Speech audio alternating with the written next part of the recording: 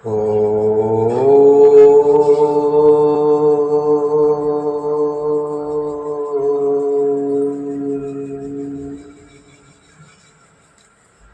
श्री शांब शिवाय नमः। ओम श्री गणेशाय नमः। श्री शिवाय नमस्तुभ्यं। श्री शिवाय नमस्तुभ्यं। श्री शिवाय नमस्तुभ्यं। बोलिए शंकर भगवान की जय। भगवती मैया की जय।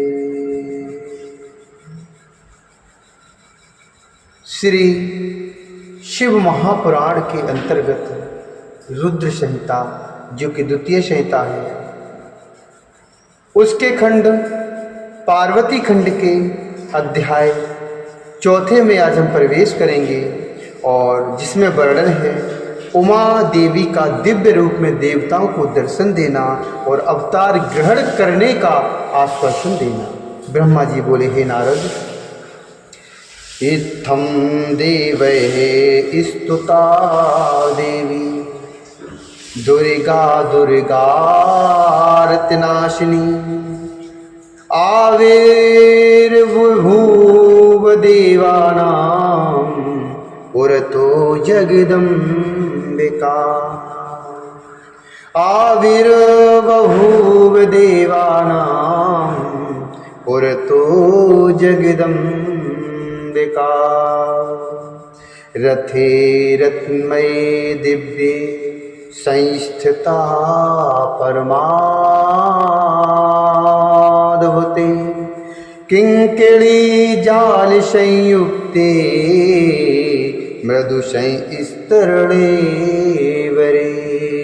मृदु संस्तरणे वरे। ब्रह्मा जी बोले, हे नारद, इस प्रकार देवताओं के द्वारा स्तुति किए जाने पर दुर्ग नामक राक्षस के द्वारा उत्पन्न संकट का नाश करने वाली जगन्माता देवी दुर्गा देवताओं के समक्ष प्रकट हुई। वे रत्नों से जटित दिव्य परम अद्भुत किंकड़ी जाल से युक्त कोमल बिछोने वाली तथा श्रेष्ठ रथ पर विराजमान थी।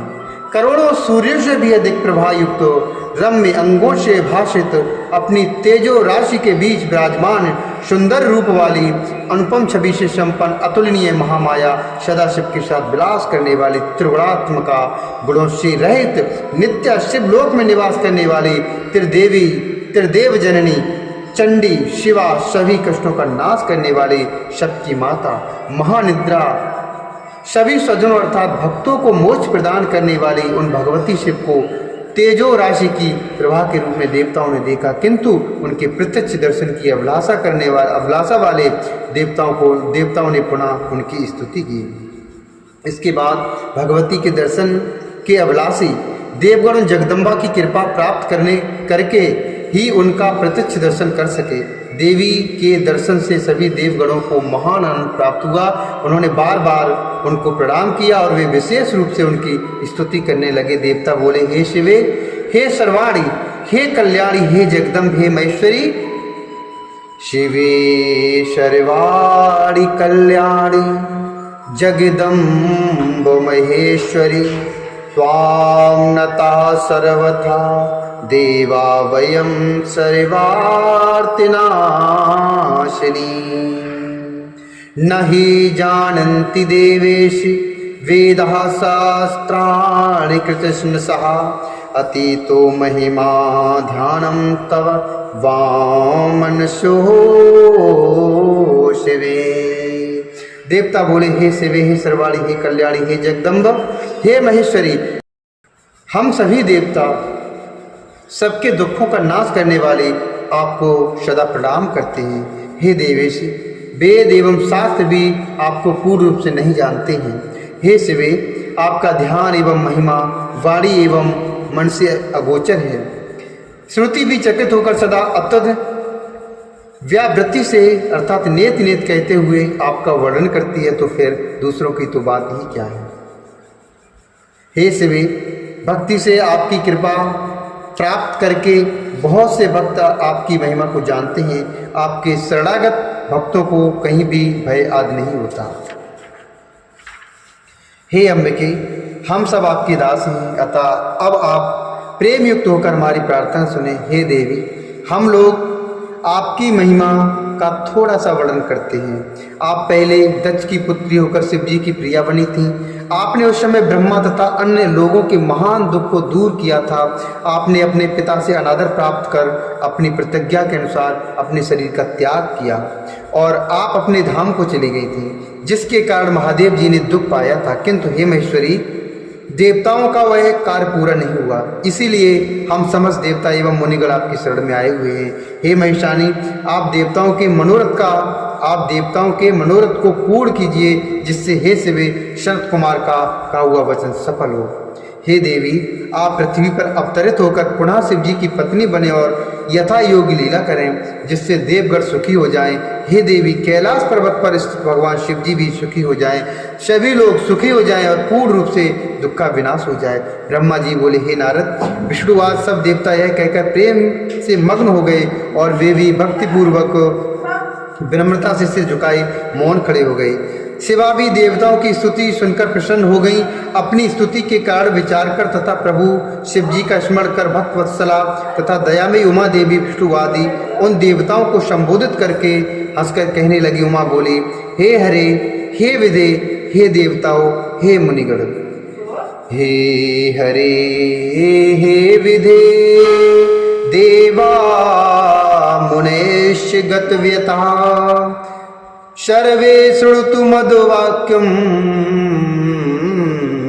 प्रसन्ना न संशया, प्रसन्नानं न संशया, चरितं मम सर्वत्र त्रैलोकस्य सुखावहम्, कृतं मय्येव सकलं दक्षमोहादिकं च तत्, कृतं मय्येव सकलं दक्षमोहादिकं च तत्।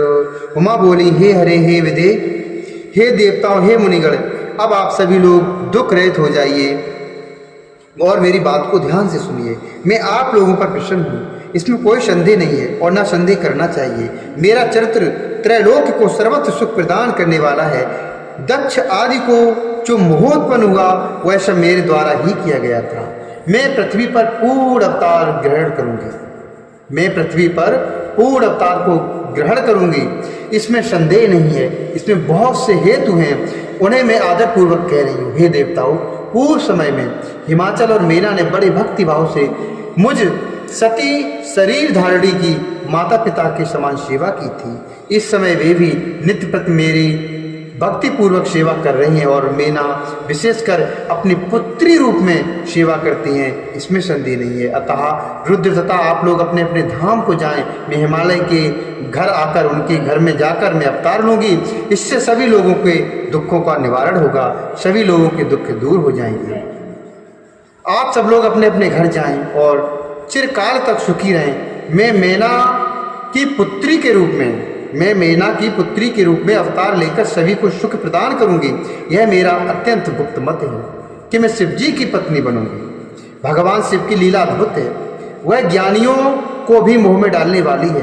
हे देवगणों, जब से मैंने दक्ष के यज्ञ में जाकर पिता द्वारा अपने स्वामी का अनादर देखकर दक्षोत्पन्न अपने शरीर को त्याग दिया है, उसी समय से वे कालाग्नि संज्ञक स्वामी रुद्रदेव दिगंबर होकर मेरी चिंता में संलग्न है। मेरे रोष को देखकर अपने पिता के यज्ञ में गई हुई धर्मज्ञ सती ने मेरी प्रीति के कारण अपना शरीर त्याग दिया।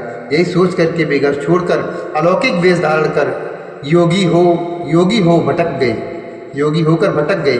वे महेश्वर मेरे सती रूप का वियोग सहन नहीं कर पा रहे हैं।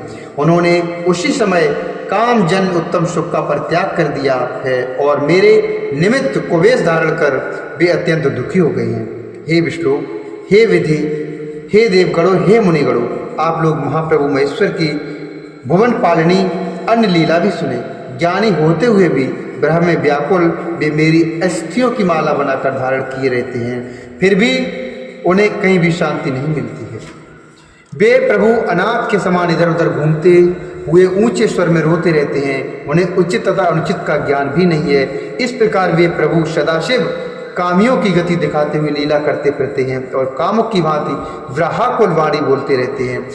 वे शिव वस्तुतः निर्विकार तथा दीनता से रहित अजित परमेश्वर परिपूर्ण स्वामी मायाधीश तथा सबके अधिपति हैं। वे तो लोकानुसरण कर ही लीला करते हैं, अन्यथा उन्हें मोह तथा काम से प्रयोजन ही क्या है। वे प्रभु न तो किसी विकार से अथवा माया से ही लिप्त रहने वाले हैं। वे सर्वव्यापी रुद्र मेरे साथ विवाह करने की प्रबल इच्छा रखते हैं। अतः हे देवगणों में पृथ्वी पर मेना हिमाचल के घर में अवतार ग्रहण करूंगी। मैं रुद्र के संतोष के लिए लौकिक गति का आश्रय लेकर हिमालय पत्नी मेना में अवतार ग्रहण करूंगी। कठोर तपस्या करके रुद्र की भक्ति तथा प्रिया होकर मैं देवताओं का कार्य करूंगी। यह सत्य है, इसमें कोई संदेह नहीं है। आप सभी लोग अपने अपने घर जाइए और रुद्र का भजन कीजिए, उनकी भक्ति कीजिए, उन्हीं की कृपा से समस्त दुख दूर हो जाएगा, इसमें कोई संदेह नहीं करना चाहिए।